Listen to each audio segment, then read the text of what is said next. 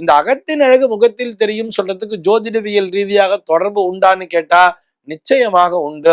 ஏன்னா மனம், அகம்ங்கிறது மனத்தை பற்றி தானே குறிக்கிறது.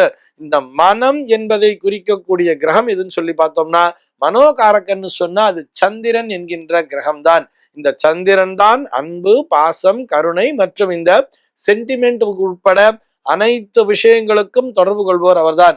சந்திரன்னாலே ஒரு அழகுதானே, ஒரு பூரண சந்திரன் போல் ஒளி வீசுகிறான் அப்படின்னு சொல்றா இல்லையா, அந்த முழு மதி அப்படின்னு சொல்லுவா தெரியுமா.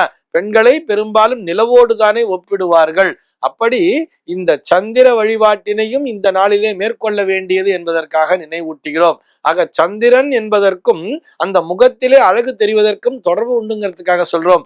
அகத்தின் அழகுன்னு சொன்னா அந்த மனம் என்பது செம்மையாக இருந்தால்தான், மனதிலே ஒரு உற்சாகம் என்பது இருந்தால்தான் அது அழகாக முகத்திலே வெளிப்படும். இதனை ஜோதிட விதிகளும் நமக்கு நன்றாகவே அதுல ஒத்து போகுதுங்கிறதுக்காக சொல்றேன்.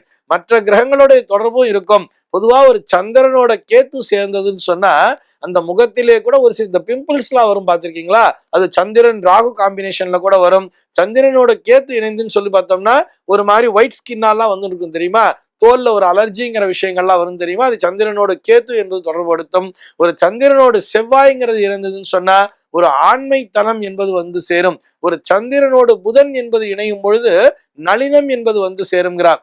சந்திரனோடு சுக்கிரன் இணைந்தால் அழகு என்பது பளீர் என்று இருக்கும், பளிச்சென்று இருக்கும், அழகினை வெளிப்படுத்தக்கூடியவர்களாக இருப்பார்கள் அப்படிங்கிற மாதிரி எல்லாம் சொல்றார். அதே சூரியன் சந்திரன் சேரும் பொழுது அது ஒரு அமாவாசை நாளாக மாறிவிடுகிறது அல்லவா.